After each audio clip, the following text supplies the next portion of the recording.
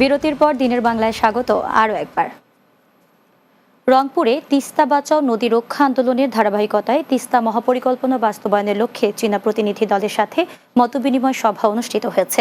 মঙ্গলবার রংপুর গঙ্গাচড়ায় লক্ষ্মীটারিতে এই সভার আয়োজন করা হয়। চীনা প্রতিনিধি দলের সাথে মতবিনিময় করেন বিএনপির বিভাগীয় সাংগঠনিক সম্পাদক অধ্যক্ষ আসাদুল হাবিব দুলু, রংপুর মহানগর বিএনপির আহ্বায়ক শামসুজ্জামান শামু, সদস্য সচিব মাহফুজুন নবী ডন, রংপুর জেলা বিএনপির আহ্বায়ক সাইফুল ইসলাম ও সদস্য সচিব আনিসুর রহমান লাকু, কাউনী উপজেলা বিএনপির সভাপতি এমদাদুল হক ভরসা সহ নেতাকর্মীরা।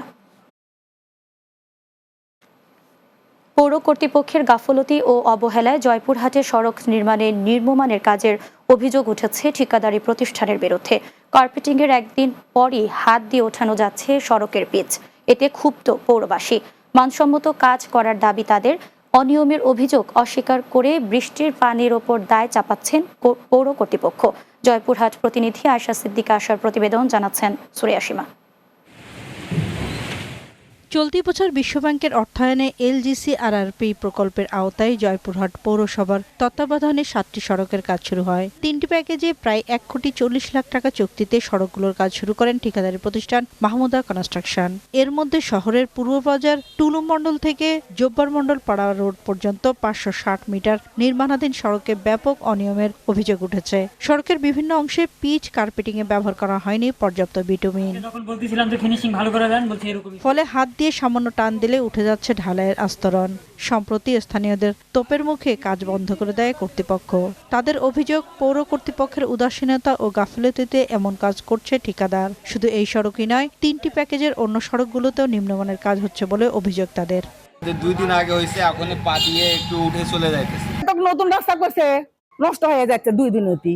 পৌরসভার যারা ইঞ্জিনিয়ার আছে, পৌরসভা ঠিকাদার যারা, সবগুলা একটা দায়ী। এদিকে মুঠোফোনে নিম্নমানের কাজের কথা অস্বীকার করছেন ঠিকাদার। এখানে আমরা অ্যাকচুয়াল কাজ করার জন্যই গেছি এবং আমরা আমাদের ফার্ম শতভাগ অ্যাকচুয়াল কাজই করে। আর যদি প্রবলেম হয়ে থাকে কোনো জায়গায়, সেটা ইঞ্জিনিয়ার আছে, সে সলভ করে দেবে।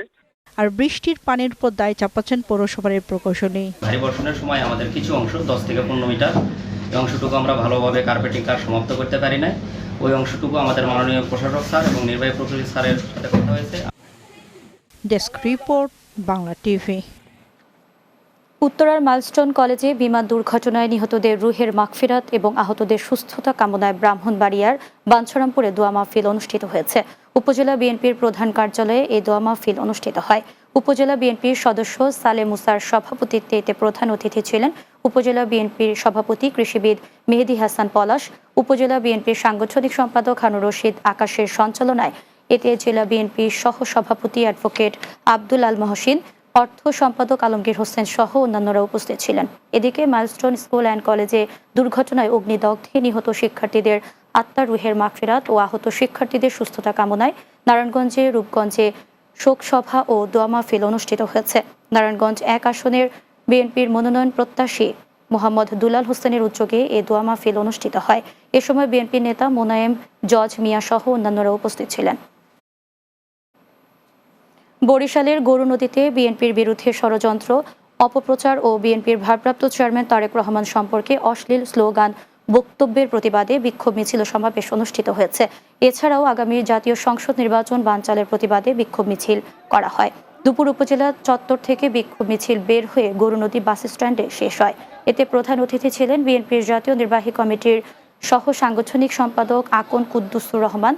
বীর মুক্তিযোদ্ধা এস.এম. আফজাল হোসেনের সভাপতিত্বে এতে বিশেষ অতিথি ছিলেন জেলা বিএনপির আহ্বায়ক কমিটির সদস্য এস.এ. মনিরুজ্জামান, মঞ্জুর হোসেন মিলন, তাইফুর রহমান কোচি সহ অন্যান্যরা। ঢাকার কেরানীগঞ্জে বিভিন্ন গোডাউনে ডাকাতির ঘটনায় আন্তজেলা ডাকাত চক্রের 5 সদস্যকে গ্রেফতার করা হয়েছে। বুধবার কেরানীগঞ্জ মডেল থানায় আয়োজিত সংবাদ সম্মেলনে এ তথ্য জানান কেরানীগঞ্জ সার্কেলের অতিরিক্ত পুলিশ সুপার জাহাঙ্গীর আলম। তিনি জানান, ঢাকার আশুলিয়া, গাজীপুর ও মুন্সিগঞ্জ জেলার বিভিন্ন স্থানে অভিযান চালিয়ে তাদের গ্রেফতার করা হয়। এ সময় তাদের কাছ থেকে ডাকাতির সময় ব্যবহৃত একটি মোটরসাইকেল, 2টি টেলিভিশন সহ 55,000 নগদ টাকা উদ্ধার করা হয়েছে। প্রাথমিক জিজ্ঞাসাবাদে তারা ডাকাতির সত্যতা স্বীকার করেছেন বলে জানান তিনি।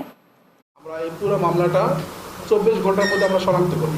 24 ঘন্টার মধ্যে আমরা শনাক্ত করি এবং এই আসামিদের গ্রেপ্তারের লক্ষ্যে আমাদের ঢাকা জেলা পুলিশ সুপার স্যারের সার্বিক সহযোগিতা এবং দিক নির্দেশনায় তথ্য প্রযুক্তি ও গোয়েন্দা তথ্যের ভিত্তিতে আমরা কেরানীগঞ্জ দক্ষিণ কেরানীগঞ্জ থানা, সাভার, আশুলিয়া এবং গাজীপুরের বিভিন্ন জায়গা থেকে আমরা আসামিদের গ্রেপ্তার করতে সক্ষম হই।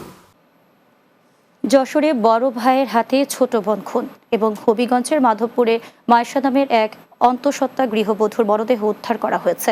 যশোরে বড় ভাইয়ের ধারালো অস্ত্রের আঘাতে ছোট বোন খুন হওয়ার ঘটনা ঘটেছে। জানা যায়, ছোট বোন শারমিনের কাছ থেকে তার বড় ভাই খোকন 2000 টাকা ধার নেয়।